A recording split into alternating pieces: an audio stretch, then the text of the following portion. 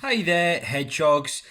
So welcome back after half term. We're going to be continuing obviously with home learning for a little bit longer. So for literacy on our grids for this week, we're looking at, thinking about St. David's Day. And so St. David's Day, often if we would be in school at St. David's Day, we would be thinking about Wales and all the things that we love about Wales. So there's a heart there to represent love, and I'm going to write Cymru in the middle, or Wales there. So this week we're going to be looking at writing a poem for our Eisteddfod, our Welsh poetry competition, which we do every year, and this year is no different. We want to celebrate what it is to be Welsh and why we love Wales, even though at this time we can't be together in Key Stage 2. So where to start with writing a poem about Wales, often where we would start in school, is to think about all the things we love about Wales. So I want you to do a very similar bit of a sheet, put Cymru, Wales in the middle, think about all the things you love about Wales. So for example, it could be that you love the rugby team. I'm thinking about myself. It could be that you love the sheep, the beaches. Now then, it's beaches, yes. Is that look right? Yeah. It could be that you love the fields or the mountains, or indeed the daffodils, which this time of the year are starting to rear their heads, particularly after a nice sunny warm day like it was today. So that's the place where we start with doing our poems. We think about what we would include in a poem about things that we love about Wales. And so there's a few examples there. I'm sure you could think of many more that you love. Okay, so once you've done the things that you like, okay, we then move on to thinking about writing the poem. Now, what we like to use in school, sometimes to help, because poetry can be quite challenging just to do it off the cuff. So we like to use, particularly in Year 3 and Year 4, something that we call the poem formula.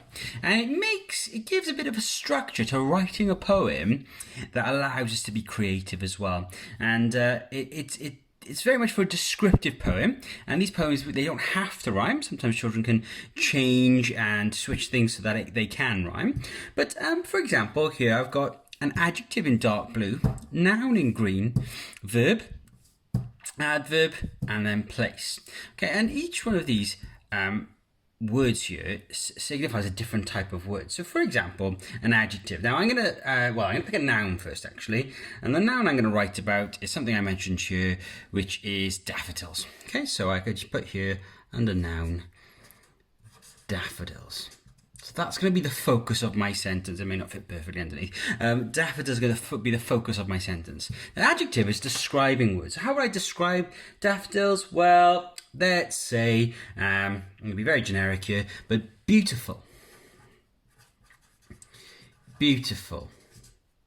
Okay, so we've got beautiful daffodils. Now, verb is a doing word. Well, what do they do? Well, they tend to move about, they wave, they sway. So I'm going to go, they sway. So beautiful daffodils sway. Adverb. Now, an adverb is a word that describes how something does something. So how do they sway? They sway lovingly, carefully, blissfully. Ooh, how about they sway gracefully? That's a nice one. Gracefully. So, and then where do they sway? Well, in the green fields, in the fields, in the green fields. Doesn't matter. You can add another adjective in there if you want. In the green. I'll come down here. Actually, I'll go here for now.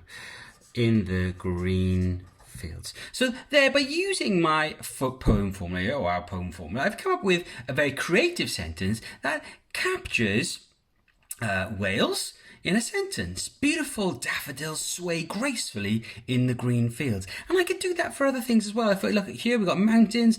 I could put ancient mountains stand, verb is standing, stand Proudly could be the adverb. That's how they're standing.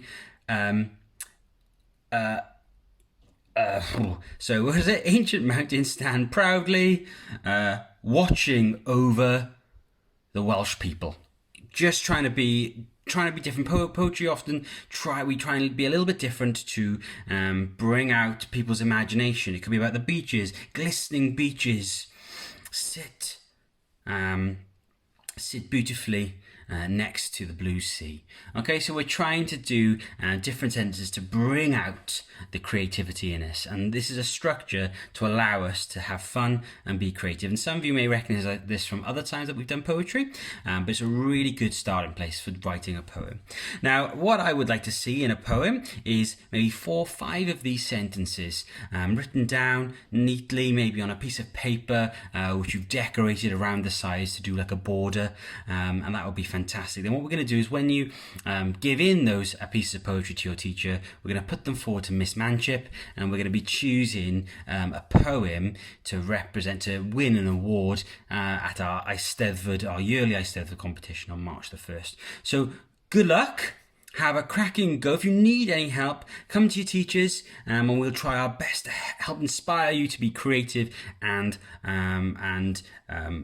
free with your words, which is always a positive thing when it comes to poetry.